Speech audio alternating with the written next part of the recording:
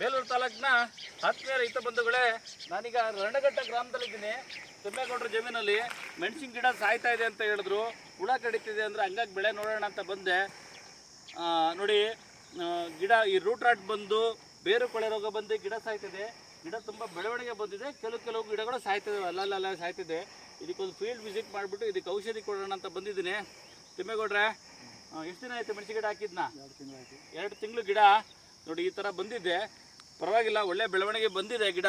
ಆದರೆ ಗಿಡ ಸಾಯ್ತಾ ಇದೆ, ಅದಕ್ಕೆ ಔಷಧಿ ಕೊಡೋಣ ಅಂತ ಬಂದಿದ್ದೀನಿ ರಣಘಟ್ಟ ಗ್ರಾಮಕ್ಕೆ. ಈ ಸುತ್ತಮುತ್ತಲಿನ ರೈತರು ಮೆಣಸಿನ ಗಿಡ ಬೆಳೆದವರು ದಾಸೇಗೌಡ ಪ್ಲಾಂಟೇಶನ್ ಸರ್ವಿಸಸ್ಗೆ ಬಂದು ಔಷಧಿ ತಗೋಬೇಕಾಗಿ ಕೇಳ್ಕೊಳ್ತೀನಿ. ಜೊತೆಗೆ ಯಾರು ಬೆಳೆ ನೋಡಬೇಕು ಅಂದರೆ ನನ್ನ ಫೋನ್ ನಂಬರು ಕಾಂಟ್ಯಾಕ್ಟ್ ಮಾಡ್ಕೊಂಡು ಕಾಲ್ ಮಾಡಿ ಬೆಳೆ ನೋಡೋಕ್ಕೆ ಬಂದುಬಿಟ್ಟು, ಅಥವಾ ನಾನು ಬರ್ತೀನಿ ಅಥವಾ ಕಂಪ್ನಿ ಎಂಪ್ಲಾಯ್ಸ್ನ ಕಳಿಸ್ಬಿಟ್ಟು ಔಷಧಿ ಒಳ್ಳೇದು ಕೊಡೋಕ್ಕೆ ಒಂದು ವ್ಯವಸ್ಥೆ ಮಾಡೋಣ.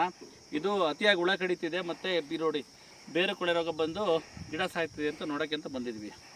ಆಯಿತು ನಡ್ರೆ, ನೋಡಿಲಿ ಇದು ಬೇರೆ ಕೊಳೆ ರೋಗ ಅಂತ ಕಡ್ಡಿ ಥರ ಕೊಳೆ ರೋಗ ಬಂದು ಸಾಯ್ತಿದೆ. ನೋಡಿ ಇದೆಯಲ್ಲ, ಇದಕ್ಕೆ ಔಷಧಿ ಸ್ಪ್ರೇನಲ್ಲಿ ಕೊಡೋಕ್ಕಾಗಲ್ಲ ನೆಂಟ್ರೆ, ಸ್ಪ್ರೇನಲ್ಲಿ ಕೊಡೋಕ್ಕಾಗಲ್ಲ, ಉಯ್ಬೇಕು. ಅದು ಹೋಯ್ತು, ಸುಮಾರು ದಿನ ಆಯ್ತಲ್ಲ, 1 ತಿಂಗಳಾಯ್ತು. ಮೊನ್ನೆ ಹಂಗೆ ಉಯ್ಬಾರ್ದು, ಇದು ಗೆಡ್ಡೆಗೆ ಉಯ್ರಿ. ಆಯ್ತು.